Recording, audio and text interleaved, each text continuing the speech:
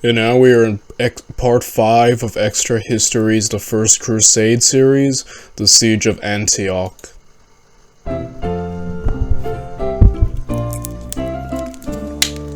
After the Battle of Deryllium, the way lay open to the south, towards Antioch, towards Jerusalem.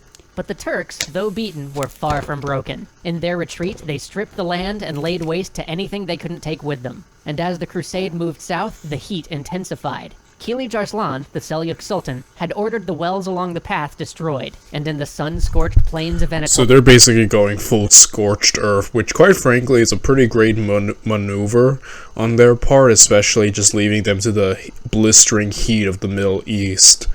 That's just a smart move, so when they make their way there, they're already weakened. Yeah, scorched earth is a very effective maneuver, you know.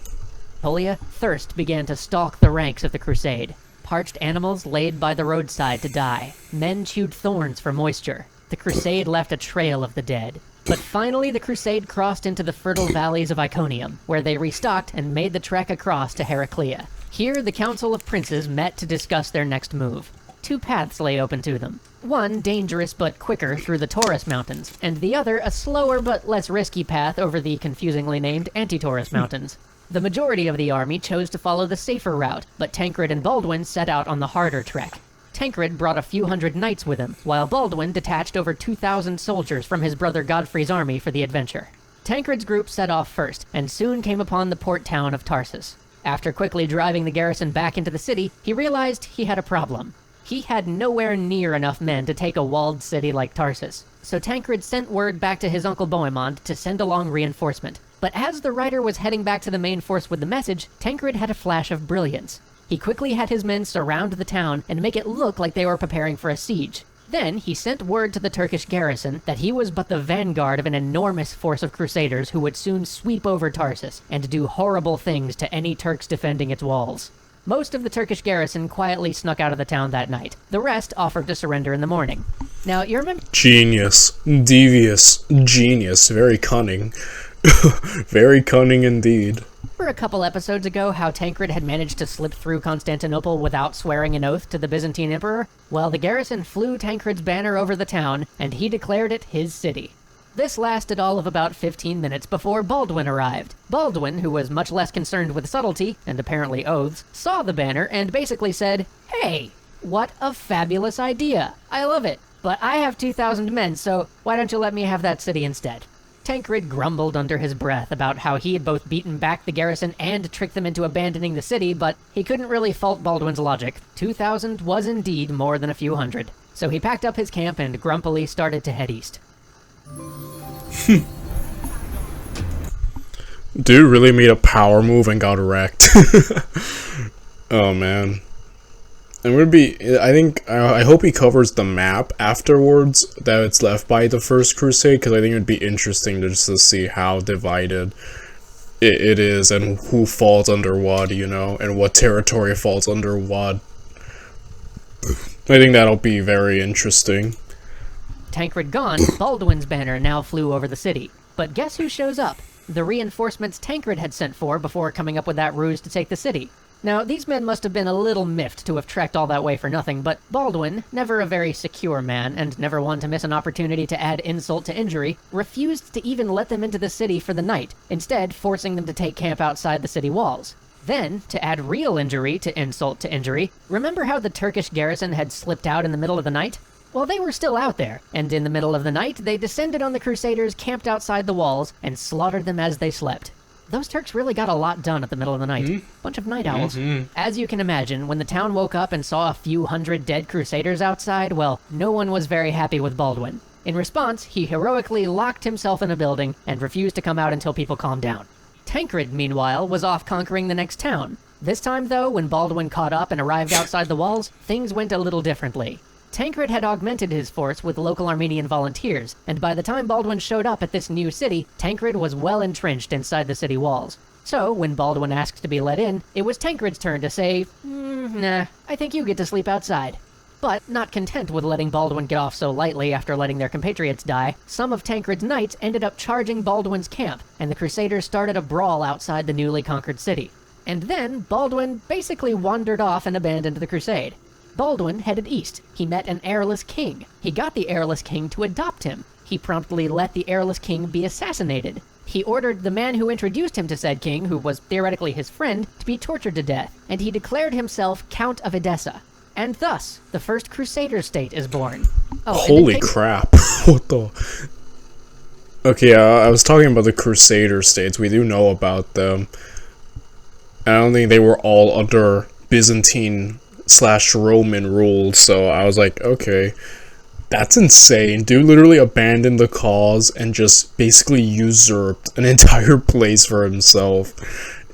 Yeah, it goes to show you, these Crusaders were not as unified as one would think, right? It's this internal power dynamic and structure, and just so much pettiness, like, man. Yeah, they should have all stuck together, because, like, splintering also creates this, like, situations like this. Man. In case you're wondering, yes, Edessa had once been part of the Byzantine Empire. Yes, Baldwin had sworn the oath, and no, he was not going to give it back. Of course, like, the oath doesn't matter. Like, Baldwin just showed he's not above underhandedness, you know? So yeah, like I said, I think the Romans/Byzantines also, they were in such a weird state. They had to worry about the Turks, but they also had to worry about the Christians. Like, they were surrounded by so much enemies in, like, that can all cause them trouble and headaches, you know? And not to spoil future series, but he ends up becoming King of Jerusalem. Anyway, Tancred, meanwhile, rejoined the main crusade, and captured a few more towns relevant to the effort along the way. When he rejoined, though, the crusade was a bit worse for wear. Mail armor and mountain climbing don't mix, and the safer road through the Antioch Mountains had only proven to be slightly safer. At this point, they'd lost most of their horses to the heat, and abandoned much of their armor in the mountains. And in front of them stood the great and ancient city of Antioch. A city founded under Alexander, made great by Rome, and fortified by Justinian. It was the last great obstacle between the Crusaders and Jerusalem. But the massive walls constructed by Justinian were too much for the Crusaders. The walls, which flew off from the city like wings high into the mountains, made the city impossible to encircle. The massive stones and impressive towers Justinian's men had built were more than these Crusaders could breach. So the Crusaders decided on a plan, albeit one of the oddest siege plans I've ever heard of. They were going to have contingents blockade most, but not quite all, of the city's gates, which would seem to defeat the point of a siege, but some of those gates lay high atop the nearby mountains, and others lay behind a river which would split the Crusaders' forces, so the Crusaders decided to simply block what gates they could and wait. But as the weeks and then months passed and fall turned into winter, the Crusade began to starve. The local area was stripped bare, so any foraging party would have to go far afield and risk being ambushed if they were to resupply the army. So the princes decided on a daring plan. Bohemond and Robert of Flanders would take a sizable part of the army with them to forage in force, while the remnants of the Crusader army would try to maintain the siege. So Robert and Bohemond headed off, but as their foraging party reached the tiny village of Albara, what did they see? A large Muslim army marching down the very road to Antioch they were heading up to forage. The Muslim force was as surprised as the Crusaders, and after a few minutes of everyone just blinking at each other in shock, the Crusaders, though outnumbered and laden with forage, charged. When the dust cleared, many were dead on both sides. There was no clear victor, and the Crusaders had lost all the forage they'd set out to acquire. But, in one of the strange twists of luck that accompanied the First Crusade, the commander of the relieving Muslim force, who was never that into being a relieving force, looked at the casualty list and decided, well, so much for that, and packed up his army and went home. Antioch's reinforcements were gone. The Crusaders were still starving, though, and that's not all. There were earthquakes and comets, even auroras, and Crusaders were generally the superstitious type, so after seeing all that, a lot of them began to slink off and abandon the crusade, including none other than Peter the Hermit. Bishop Adhemar quickly hauled some of these recalcitrant Crusaders back to Antioch, including Peter, and then followed up with a brilliant plan. He called for a fast to regain the favor of God, which is a pretty clever way to improve morale and solve your supply problems. At long last, and much worse for wear. Genius. You know, there's a lot of, I think, yeah, the First Crusade overall, Christendom deemed it a success. Obviously, they take Jerusalem, so that's pretty huge.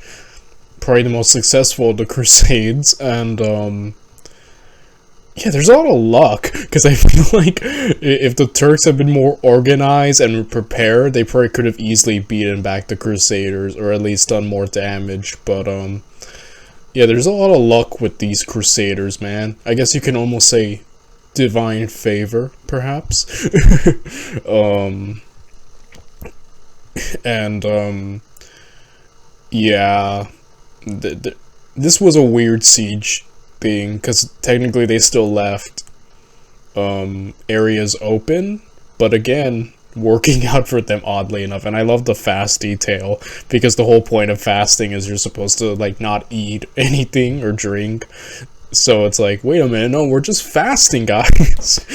Completely reverses the psychology of the hunger, right, into a more divine holy thing, which is just a good move. The bishop, who's technically supposed to be the leader of this whole thing assigned by the Pope, slowly in the background getting the stuff done, you know? The Crusaders made it through to spring, and the food situation started to improve. And then Bohemond got tricky. He convinced the leader of the Byzantine contingent that there was a plot to kill him. When the Byzantines reacted by going back to Constantinople, Bohemond accused them of cowardice and abandonment, treacherous behavior which he claimed freed him of his oath to Emperor Komnenos. Now, with another Turkish reinforcing army bearing down on the Crusade, he threatened to abandon the siege of Antioch unless he was allowed to keep the city when they... Oh my goodness. Yeah, Bohemond, man. He was already kind of bribed into it, but now it's like, oh... Yo, the poor Romans, man, they kind of created its own mess by dealing with these people. I mean, granted, you know, they do get help, but like, this is also other headaches that to add to it, you know, their situation. Took it. Godfrey and Raymond grumbled about this, but there was only so much they could do, as the lesser knights loved Bohemond. You have to give Bohemond some credit, though, because after this, he proceeded to lay out and execute a plan that not only thrashed the Second Turkish Relief Army headed for Antioch, but also inflicted a great number of casualties on the garrison. And thus the siege survived to drag on into summer. Then the Turks assembled a third great army to relieve Antioch, this one far too large for the Crusaders to meet in open battle. But Bohemond hadn't spent the months idly. He managed to find a guard commander in the city who was bribable. And just before the arrival of the Turkish army, the bribed commander let the Crusaders over the walls in the dead of night. The massacre was horrific and indiscriminate, but by dawn, with many civilians amongst the dead, the Crusaders had captured all of Antioch. Dude, Bohemond's underhanded tactics kind of are saving the day, what the heck?